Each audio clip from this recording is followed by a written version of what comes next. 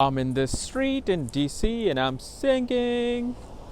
I'm on the street in DC and I'm singing. See, nobody cares. So I'm just doing my regular morning walk here. Well, not really a morning walk. This is a evening walk. I do morning, evening both.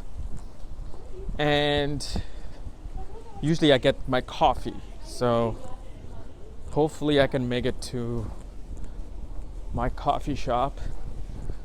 So yes, ladies and gentlemen, today we are going to be doing our video of Rahu Transit, understanding the meaning of Rahu Transit, Part B.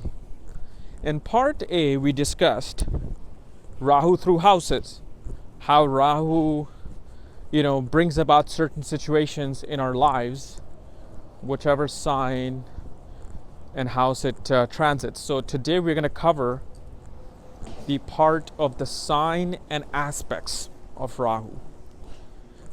And if you're new in my channel and you do not know where your Rahu is placed, what sign it's in, where your other planetary placements are, and you can see where currently Rahu is transiting based on your ascendant. For that, check out the links here. Check out my full astrological report, including my books, Astrology, Conjunction, and Aspects at the Speed of Light, including all my consultations at this link here. So let's get started with our Rahu video. So, when you are trying to study the transit of Rahu in your birth horoscope, one thing you got to understand, besides the house that Rahu is transiting in, you got to be able to see the sign that Rahu is in. Because the sign that Rahu is in it's just as important. Because you got to understand about Rahu, the nature of Rahu. Nature of Rahu is, it transforms. It's a chameleon. It transforms into the planet whose sign it sits in. So Rahu, whatever sign it's transiting in, it's going to behave like that planet. So remember, we talked about Rahu's original personality, what it likes doing, what it does when it transits a certain house, the illusion that it brings. But when it's in a certain sign, that also changes the dynamics of Rahu. So let's say Rahu is transiting the ascendant, okay? And Rahu is transiting in the sign of Libra, as it was just last year, or I think a year and a half ago. So what happens when Rahu is transiting your ascendant in the sign of Libra? Well, in the ascendant, remember, it magnifies everything. It glorifies your personality, who you are as a person. And when it's in the sign of Libra, Rahu, what it'll do, it'll transform itself into Venus, the beautiful feminine Venus. That's what its energy is. And so because your personality is being so glorified, you feel like you're the hero. You are going to feel like the hero who can be very diplomatic, who wants to suddenly make peace with everybody, who wants to do and retain relationships. Like this type of Rahu is suddenly becoming a magnified Venus. A person is going to behave in a very feminine manner. Person is going to be very much into having other people come to them for relationships, for love, for romance. Same thing with Rahu in Leo. It's becoming Sun in the ascendant. Huge magnifying personality, big personality, and it's going to give results of the Sun. Meaning you're going to be dealing with things related to father authority, and you're going to behave in such a way where these situations will come up very strongly in your horoscope. So the sign placement of Rahu will make all that more sense when you study your horoscope with Rahu's meaning, the foundation, and the sign meaning of Rahu. I gotta cross over really quickly here because the street's gonna become red. So, as I was saying, Rahu sign placement, it'll become like the sign or the planet itself. So imagine Rahu in the, let's say Rahu in the 5th house, okay? In the sign of Cancer, transiting for 18 months in your horoscope. Besides whatever I talked about Rahu doing in your chart, in the 5th house, it's becoming like the moon, which means you're going to be overly emotional and very sensitive towards matter of the 5th house, which is children, education, romance. You're going to be very much emotionally, overwhelmingly depending upon your romance during this period. So this is where the Rahu will completely make sense when you check it from your ascendant itself.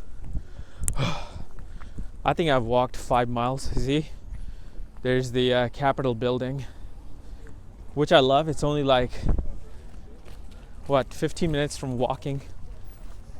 Actually 20 minutes of walking from my house. So now that you guys have understood what Rahu's sign placement does in a horoscope when it's transiting, we also have to cover the other dynamic of Rahu, which is the aspect. Yes, many astrologers I know will not follow the aspect of Rahu. I do. For me, I definitely follow Rahu's 5th and 9th aspect. It has always given me the strongest indications and profound predictions in terms of its aspects. And as you know, when Sunil came, he also talked about Rahu's 3rd and 11th aspect. And some will say that don't use them at the same time. Either use 5 and 9 or 3 or 11 aspect. I think you can use all of them at the same time. But I'm not going to talk about 3 and 11 aspect because of the fact I have not tested the transit aspect of Rahu's 3rd and 11th aspect. So since I haven't tested it, I can't really talk about it, even though I do use it in regular readings. But Rahu's 5th and 9th aspect from itself becomes very important during transit, because that obsessive behavior of Rahu is going to translate towards the 5th and 9th house where Rahu is looking at during its transit. So Rahu's aspect, let's say Rahu's transiting your ascendant. So whatever it's doing in the ascendant, Rahu is going to be looking at the 5th and 9th house, not the 7th house from itself. Because remember, Ketu's in the 7th house. There's no need for Rahu to look at the 7th house. Rahu has the axis, the telepathic link through Ketu. This is why the Rahu-Ketu axis is the wormhole. It's like a black hole. When a planet gets stuck in it, it goes through major twilight zones in its life. So Rahu doesn't need to aspect the 7th house. But whenever it aspects the 5th and 9th house from the ascendant, it'll bring this curious obsession towards dealing with your 5th and 9th house, especially through unusual means. Meaning you have been a regular father, okay? You have behaved regularly with your children. But now that Rahu is transiting your ascendant, you're going to take a very abstract, peculiar approach to their education.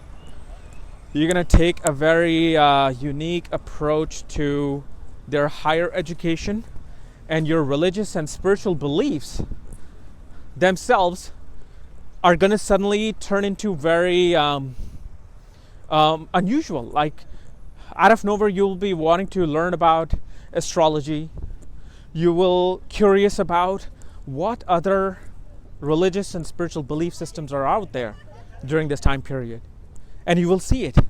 If you do not believe in the aspects of Rahu, just look at the year that Rahu was transiting your ascendant, if you have correct time of birth. And you will see how you wanted to approach certain things in an unusual way, in a very different way compared to what you have done before in your life. Okay? So let's use another example. Rahu is transiting your 9th house. Okay? Because of the fact in the 9th house, Rahu for that 18 months is going to perhaps make you travel to foreign places, foreign lands. It's going to make you study something foreign, something unusual, especially in terms of religion and spirituality. But guess what? Rahu is going to aspect your ascendant, and Rahu is going to be aspecting the 5th house. So we come to the same dynamic. Your personality, yourself, is going to be impacted. You are going to be trying to change yourself through Rahu's transit. You're going to try to transform yourself. You're going to be like, you know what? I need a change. I need to really change myself, my behavior, my personality by what I have learned. Because if Rahu does not aspect your ascendant, then it's not really doing anything for you. Okay? You're simply learning and throwing it away.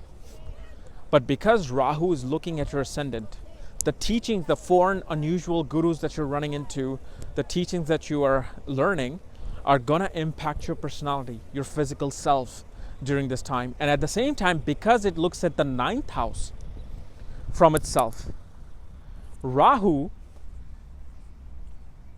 is going to make you transform and teach the exact same unusual higher philosophy to your children.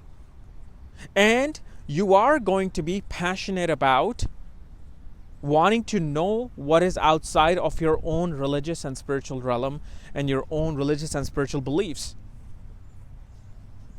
So it becomes important that the aspect of Rahu is considered during transit, the 5th and 9th aspect. But again, to each his own, and if you can give a good prediction just by using Rahu itself without any aspect, hey, go for it. There's nothing. Astrology, all it comes down to is if you can help a person and if you can, guide them into the direction that they're supposed to be guided. That's it. You can use Rahu's 12th aspect as you can. Some South Indian astrologers use the 12th aspect, 2nd aspect, 3rd. Like literally Rahu can aspect every house.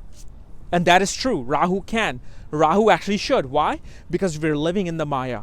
We're living in the age of Rahu, Kal Yuga.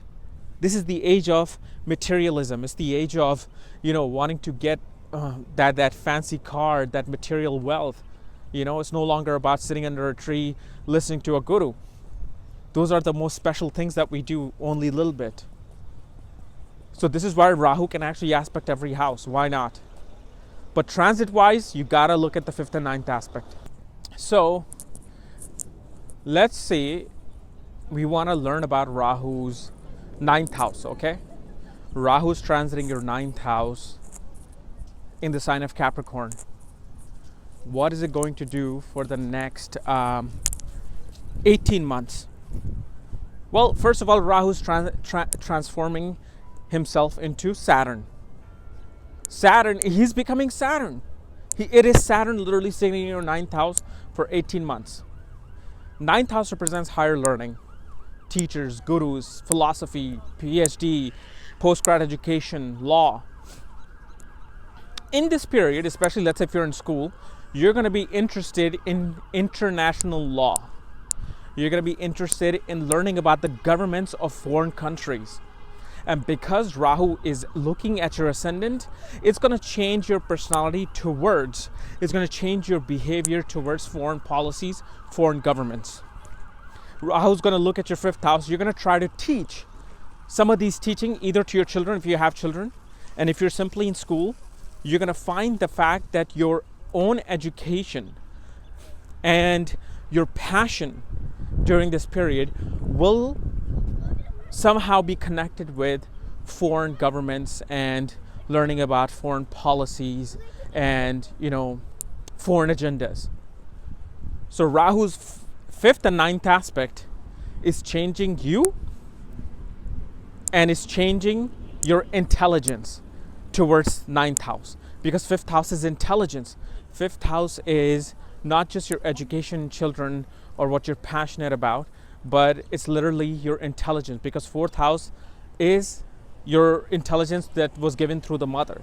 So it's second from the fourth house. So it becomes how you use your education. So in future, with this Rahu's transit, you're going to be increasing your intelligence towards foreign affairs when it comes to foreign governments. And that's how you study it. Okay? So guys, this was my analysis of Rahu transit in Vedic astrology. If you're new to my channel, subscribe below. Again, if you want to know where your Rahu is transiting currently, what your house and sign placements are of Rahu, all the other planets, my books, consultations. For that, check out the links here. Otherwise, we'll see you later. Time to get my coffee.